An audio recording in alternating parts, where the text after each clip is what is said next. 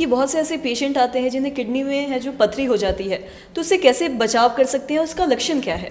तो किडनी में पथरी बहुत कॉमन है और आजकल का जो हमारा लाइफस्टाइल है, रहन सहन है, जिसमें हम बहुत सारा प्रोसेस्ड खाना खा रहे हैं या फिर खाने में बहुत नमक खा रहे हैं और ज़्यादा पानी नहीं पी रहे हैं, इसके कारण पथरी आजकल बहुत सारे लोगों में देखी गई है और इसका कोई एज ग्रुप भी नहीं है। छोटे छोटे बच्चों से लेके 80 साल की उम्र के लोगों में भी पथरी आजकल कॉमनली पाई जा रही है। तो पथरी का जो लक्षण होता है मोस्टली होता है कि आपकी कमर में दर्द होना, जिस भी साइड पथरी है, जैसे कि आपकी राइट किडनी में पथरी है तो राइट कमर में दर्द होगा और लेफ्ट साइड में है तो लेफ्ट कमर में दर्द होगा। उसके बाद और जो चीज़ है वो है कि आपके पेशाब में खून आ सकता है और कभी कभी अगर पथरी के कारण किडनी में इन्फेक्शन है तो यूरिन में जलन भी आ सकती है। तो पथरी के जो कारण होते हैं वो मैंने आपको बताया, एक तो खाने का कारण और एक है ज़्यादा अगर आप मांसाहार खाना खा रहे हैं तो उसकी वजह से भी पथरी जल्दी बन सकती है। तो ऐसे पेशेंट जिनकी पथरी बनी जाती है उनका पहले अल्ट्रासाउंड किया जाता है और देखा जाता है कि पथरी का साइज क्या है। अगर पथरी का साइज 5 मिलीमीटर से कम है तो ये उम्मीद की जाती है कि पथरी अपने आप निकल जाएगी। वो पेशेंट को बोला जाता है कि अच्छे से पानी पीजिए, कम से कम 3 से 4 लीटर पानी पीजिए और नमक कम खाइए। अगर पथरी का साइज बड़ा है और पथरी या ऐसी जगह फंस गई है जहां से निकल नहीं रही है तो फिर हम उनको यूरोलॉजिस्ट को भेजते हैं, ऐसे पेशेंट्स को, और फिर वो लोग देख के एक छोटी सी, कभी कभी होता है कि सर्जरी होती है, पेशाब के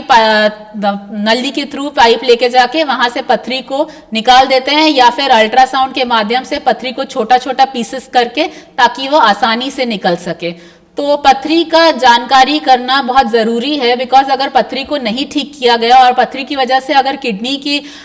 जगह पे ब्लॉक हो गया, पेशाब नहीं निकल रहा है, तो ऐसे पेशेंट्स को अक्यूट किडनी इंजरी और बाद में जाके क्रॉनिक किडनी इंजरी भी हो सकती है। इसलिए अगर आपको पथरी है तो जाइए अपने डॉक्टर के पास, एक बार दिखा दीजिए, वही से सलाह लीजिए कि ये पथरी अपने आप निकलेगी या फिर इस पथरी के लिए कुछ सर्जरी कराना पड़ेगा। तो ये एक बहुत ज़रूरी जानकारी है। और अगर आपको पथरी आपको बार बार हो रही है तो अपने खाने में मांसाहारी खाना कम करके थोड़ा शाकाहारी खाना खाइए, नमक कम खाइए और पानी पीजिए कम से कम 3 से 4 लीटर पर डे।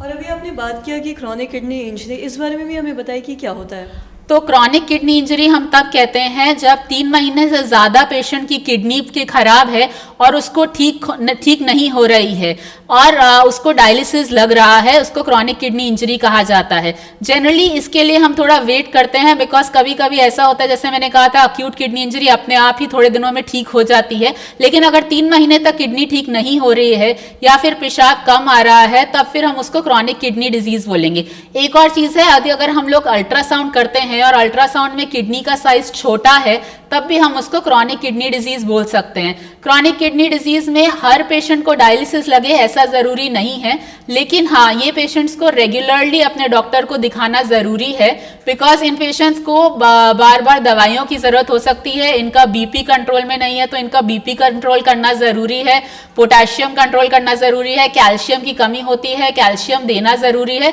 तो ये सब करना जरूरी है। इसलिए क्रॉनिक किडनी डिजीजेस के पेशेंट्स को हम एटलीस्ट अपने पास हर महीने बुलाते हैं और हर महीने उनको चेकअप करा जाता है देखने के लिए। कभी कभी अगर क्रॉनिक किडनी डिजीज बहुत समय तक है और पेशेंट बिल्कुल ही पेशाब नहीं कर रहा है तो उस पेशेंट को डायलिसिस पे जाना पड़ता है।